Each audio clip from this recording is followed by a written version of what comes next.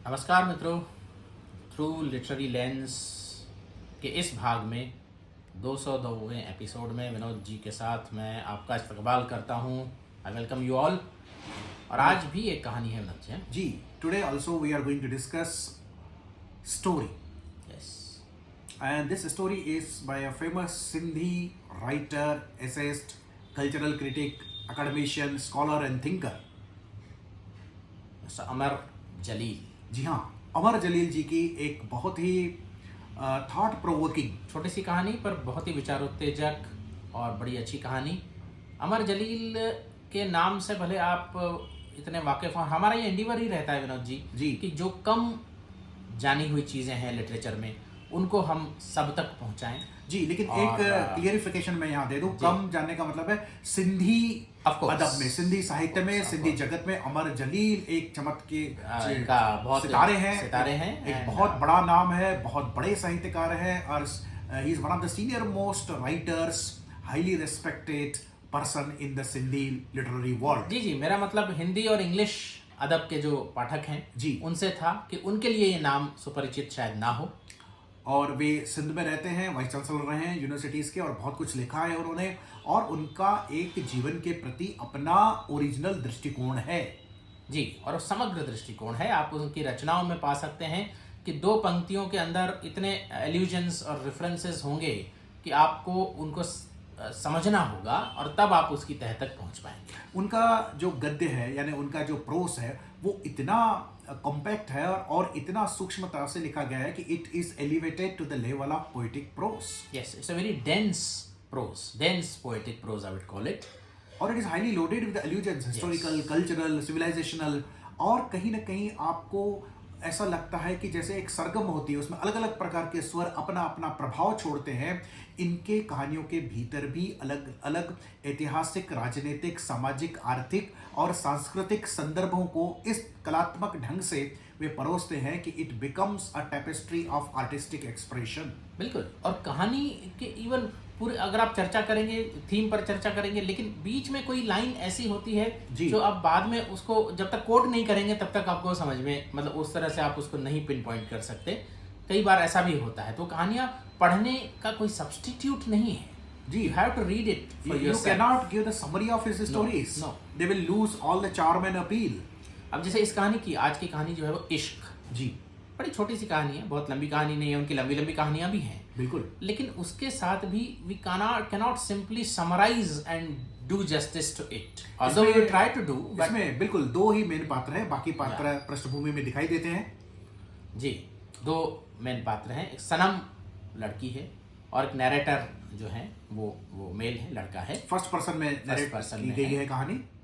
और एक कैफे से शुरू होती है वैसे ये कहानी। वो एनिवर्सरी मना रहे हैं, पहली एनिवर्सरी, मिलने की पहली एनिवर्सरी। जी, मिलने की, या राजेश जी उसकी नौकरी की पहली जी, नौकरी की। हाँ, ये जो लड़का है जी, वो एक छोटी पोस्ट पर है, मतलब असिस्टेंट का भी असिस्टेंट है। हाँ, क्लर्क है, असिस्टेंट का भी है। देखिए, अमर जलील है साहब। ये भारत पाकिस्तान जैसे देशों की ब्यूरोक्रेसी पर सटायर है कि यहाँ पर असिस्टेंटों को भी असिस्टेंट चाहिए रहते हैं। हाँ। तो साहब असिस्टेंट की नौकरी की पहली एनिवर्सरी है और वह अपनी प्रेमिका सनम के साथ सेलिब्रेट करने होटल में आते हैं, और सनम उससे 8-10 वर्ष उम्र में बड़ी है। जी, और वो एक ऊंची ओहदे पर है, जीएम की पीए है। जी बिल्कुल, उसको 10 प्रमोशन हुई है, 10 वर्ष से वो नौकरी वहां कर रही हैं और प्रमोशन होके। तो ये जब खाते पीते हैं चाय और सैंडविच, तो वो कहते हैं सैंडविच नहीं पचा नहीं पाते हैं, सैंडविच कभी कभी नहीं पचा पाएंगे। तो सनम कहती है क्यों? बोले थोड़ी देर में तुम समझ जाओगी क्यों।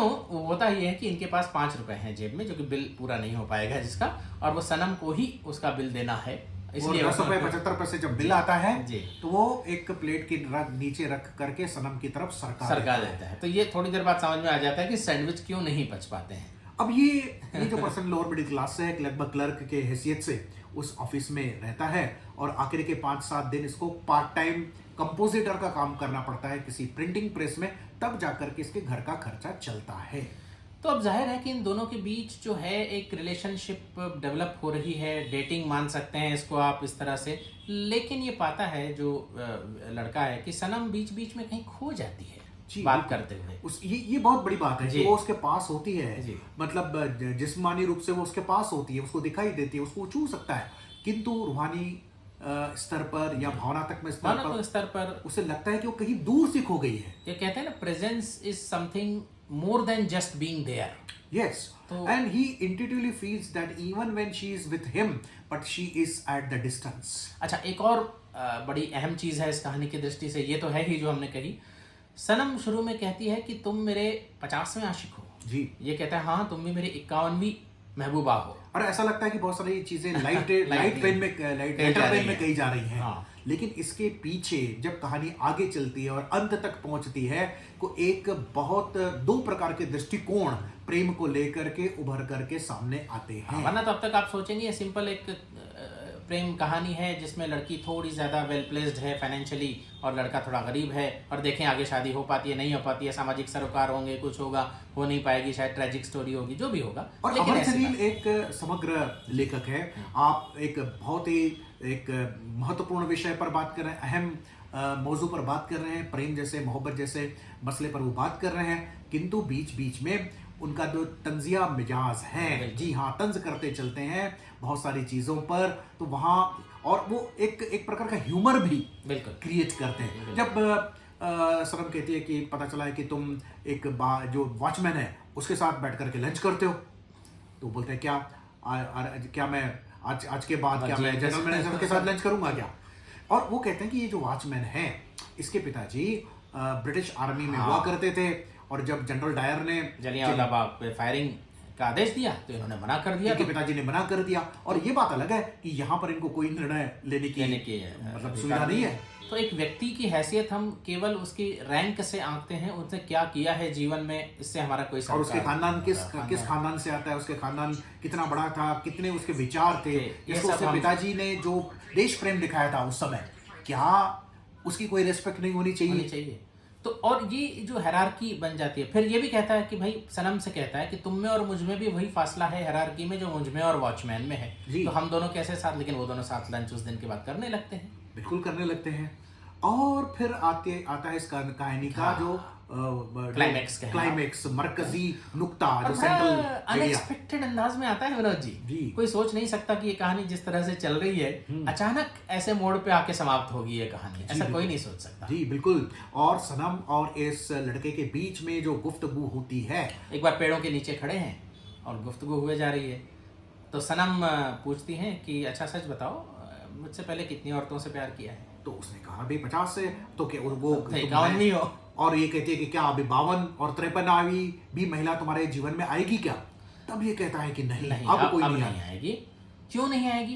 क्योंकि एक जो आइडियल लव है, आदर्श प्रेम की खोज में हर कोई भटकता है, और वो मुझे तुम्हारे रूप में मिल गया है। यहाँ एक जो परसेप्शन है लव को लेकर के, वो ये है कि इंसान के मन के अंदर एक भटकाव है।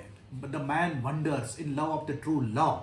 जब तक उसको वो नहीं मिलता तब तक वो अलग अलग महिलाओं से प्रेम करता है, और जब उसके अपने सपनों की महिला यानी उस आदर्श महिला मिल जाती है, उसके बाद वो प्रेम नहीं करता। और यही लड़का कहता है कि तुम मेरी आदर्श हो, इसके आगे मैं सोच भी नहीं सकता कि किसी के साथ प्रेम मेरा हो पाएगा। अब यहाँ तक तो बात ठीक है कि भाई मुझे तुम मिल गई जी, यू आर परफेक्ट में ना कहें, आइडियल फॉर मी, तो यहाँ तक है। अब जो लड़की बात कहती है वो ये है कि हाँ बिल्कुल ये तुम्हारी बात सही है कि आदर्श प्रेम के चाहत में इंसान भटकता है, और जब तक आदर्श प्रेम ना हो तब तक वो भटकता ही रहता है।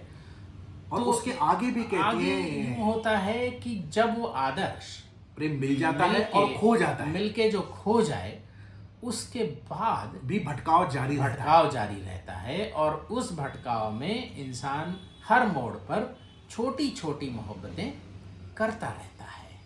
तो उसे लड़के को यह एहसास हो जाता है कि उस महिला यानी सनम के लिए ये लड़का आदर्श प्रेम नहीं है, बल्कि आदर्श प्रेम खो जाने के पीड़ा के बाद किए जाने वाले छोटी छोटी मोहब्बतों में से एक है। और इसलिए उसे लगता है कि सनम उसके साथ होकर भी कहीं कहीं खो जाती है कि वो आदर्श खो जाने के बाद का जो मोड़ है, हर मोड़ पर छोटी छोटी मोहब्बतों वाली जो बात है, तो वो बात है इस लड़के में। तो ये लड़का मन ही मन इस चीज़ को रियलाइज करके और अब पीछे मुड़ के देखता है तो सनम रास्ते से जा रही होती है और वो भी कहता है कि हाँ अब मैं भी छोटी छोटी मोहब्बतें किया करूँगा। यानी अब सनम उसके लिए आदर्श थी, लेकिन सनम को उस पा नहीं पाया क्योंकि सनम के लिए यह आदर्श नहीं था। अब ये एक मेरे हिसाब से राजेश जी ये बहुत ही बुनियादी ख्याल है, इस ओरिजिनल थॉट कि यहाँ तक तो ठीक है कि कोई भी पर्सन आदर्श प्रेम की खोज में भटकता है और उसको आदर्श प्रेम को प्राप्त करता है, या अगर प्राप्त ना भी कर पाए तो उसके बाद वो दर्द में रहता है, पीड़ा में रहता है, उसे कभी नहीं भुला पाता। जनरल परसेप्शन ऐसा ही होता है। किंतु अमर जलील यहाँ एक नया पर्सपेक्टिव लव को लेकर के, प्रेम मोहब्बत को लेकर के दे रहे हैं कि even after the ideal love is lost, person does not give up the tendency to love, but he continues to love many other people or some other people in at a lower rate, you can say. तो ये फराज ने जो बात कही थी विनोद जी कि तमाम उम्र तेरा इंतजार हमने किया जी, इस इंतजार में किस किस से प्यार हमने किया, क्या ये वही बात है? जी बिल्कुल। मुझे लगता है कि हम किसी व्यक्ति को नहीं बल्कि एक आदर्श प्रेम के प्रतिमा से हम मोहब्बत करते हैं, और वो प्रतिमा कभी कभी हमें हार्ड मास के शक्ल में अगर मिल जाती है तो वो एक अलग आनंद होता है जो कि शायद शब्दों में बयान नहीं किया जा सकता, जैसे महसूस करने की बात है। अब ये ज़रूरी नहीं कि जो वो व्यक्ति अगर आपको मिल भी जाए तो ताउम्र आपके साथ रहे, ये बिल्कुल भी ज़रूरी नहीं है। अगर वो खो भी जाता है तो कहीं उसकी याद में हम फिर एक जर्नी पर, फिर एक यात्रा पर निकलते हैं और उसके यात्रा के हर पड़ाव पर किसी ऐसे व्यक्ति से प्रेम करते हैं जिसमें परोक्ष या अपरोक्ष रूप से उस आदर्श प्रेम की प्रतिमा की झलक हमें दिखाई देती है। ट्रांसपेरेंस, जिसको साइकोलॉजी में आप ट्रांसपेरेंस कहें। जी बिल्कुल। पर इससे विनोद जी इसको हम खंगालें तो एक बड़ी नया ख्याल, नया तो क्या कहूँ, बस ख्याल मेरे जहन में आता है ये जो अमर जलील जी ने जो बात रखी है इस कहानी के माध्यम से। जी पहली बात तो जैसे आदर्श आपने कहा, ऐसा कोई फिक्स्ड आदर्श होगा ऐसा जरूर, हमारी जो छवि हो राहों में कहीं नजर आया जी, अपने ही ख्यालों का साया, कुछ देर मेरा मन मुस्काया, फिर डूब गई आशा की किरण। It is highly subjective concept of ideal love, is highly subjective concept. तो हमें जो लगता है कि आइडियल लव है, मान लीजिए वो हमें मूर्तिमान किसी व्यक्ति में, ये दो लगना आ गया यहाँ, एक हमें लगता है कि जो आदर्श बातें होनी चाहिए जी, और एक XYZ में हमें लगता है कि वो मूर्तिमान हैं बातें। हाँ, ये दो इल्यूजन्स ऑलरेडी इकट्ठा हो गए जी। इसके बाद विनोद जी जब जो खो जाने वाली बात है जी, ये भी जरूरी नहीं है कि वो व्यक्ति आपसे मूर्त रूप में खो जाए जी, पर वो जो लगना है कि हमारे आदर्श इसमें विद्यमान है, वो परसेप्शन खो सकता है। ये परसेप्शन खो सकता है, ये परसेप्शन खो सकता और है। वो जो सामने वाला व्यक्ति है जो आपको आदर्श लगता है, हो सकता है आप उसके लिए आदर्श ना भी हो, और ये बात अगर आपको पता चल जाए हाँ, तो फिर एक दर्द वहां पैदा होता तो है, फिर एक जो पीड़ा पैदा होती है। Idealistic perception, idealistic embodied perception जिसको मैं कहूं, जी, अगर वो खो जाए तो व्यक्ति भले ना भी खोए जी, तो उसके बाद भी इंसान छोटी छोटी मोहब्बतें हर मोड़ पर करता है। तो इससे बात पोलिज्म जो हम कहते हैं, पोलिस्टिक लव इज प्लूरलिस्टिक। जी बिल्कुल। और मैंने अपने एक नावल सॉफ्ट कॉर्नर में जी इस बात को उजागर करने का प्रयास किया है कि love is not monotheistic concept, it's a polytheistic concept. It's not a monist, it's a polist concept. तो ये केवल आदर्श खोना जो अमर जलील जी ने यहाँ कहा है, वो आदर्श खोना, किसी व्यक्ति का मिलना, आइडियल व्यक्ति का मिलकर खो जाना, ये तो थोड़ा थोड़ा सतही बात हो जाएगी। पर हमारा perception of Adarsh, perception of embodied ideals, वो ऐसा कोई व्यक्ति लगे और उसके बाद लेकिन हमारा परसेप्शन अलग अलग कारणों से बिखर जाए तो भी, चाहे वो व्यक्ति हमारे जीवन में ही मौजूद रहे, पर हम छोटी छोटी मोहब्बतें, इंसान की स्वभावता है, इंसान का स्वभाव है यहाँ भी कि वो करता है। ऐसा नहीं है कि सनम और इस लड़के के बीच की दोस्ती या मोहब्बत समाप्त हो गई, ऐसा जी, नहीं है, ऐसा नहीं है, लेकिन इसको पता चल गया कि सनम के लिए यह लड़का आदर्श नहीं है। बिल्कुल।